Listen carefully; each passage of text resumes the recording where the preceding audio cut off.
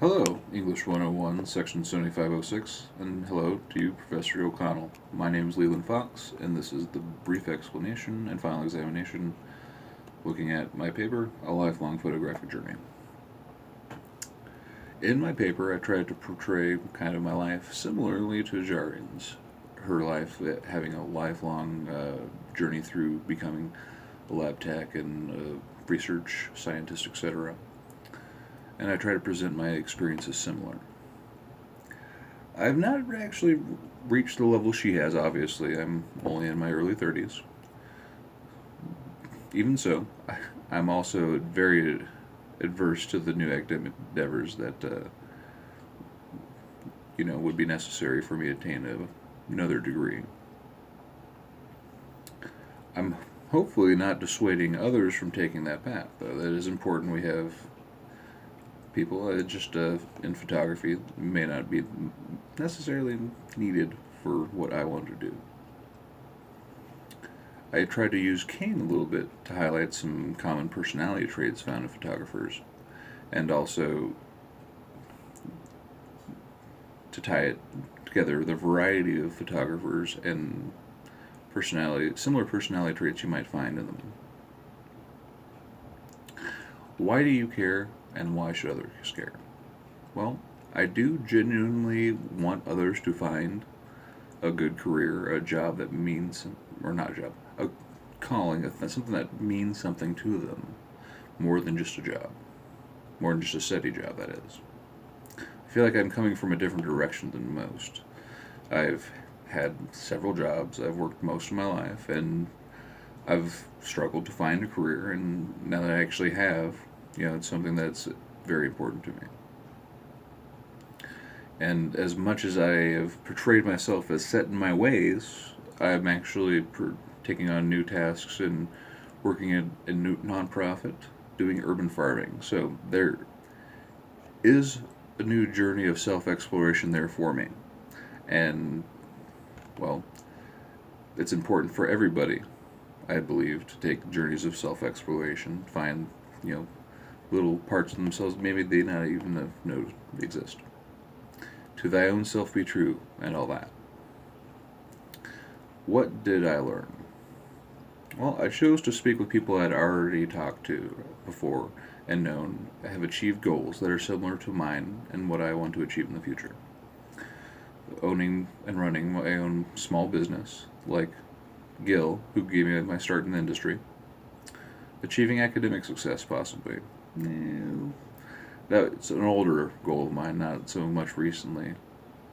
And that was achieved by my friend Sergio, who has got a master's in photography. And also creating real art. My buddy Eric, who lives in Downing, is a black and white photographer who uses the old school black and white photography chemicals. So, after talking with them, I was left with the impression that, most of them felt that the higher levels of education nowadays are a little too much for profit for their tastes. I am of the similar ilk. And mainly because with photography, the concepts are very basic and time old. It's like Othello, it takes a moment to learn and a lifetime to master. So you don't necessarily need to formulate everything you do in your years as a photographer in an academic format. That actually has been known to lead to a lack of creativity at times. The only reason I would consider upper level courses other than access to really cool technology and toys, would be networking. Gil mentioned that his primary advantage in the university he attended was the network he attained there. I did conclude that the student loans that my wife has encountered or incurred during her years gaining a law degree is enough for our family. I'm not going to take out a loan for any other upper level courses. Maybe if I have free cash to do that with, that might be fine. What else could be done? Well, if you give me a budget, I'll blow it on special effects makeup and whatnot and growing as an artist. And the topic of lifelong photographic journey is my life as a whole. And the radius of my travels would increase if, like I said, you gave me a budget. And I really feel strongly about making art accessible to all, actually. The proper materials and the forums to expound upon artistic ideas and license would be a great way to spend money and aid, future generations. You plant a tree for the future generations. You plant seeds of knowledge for the future generations.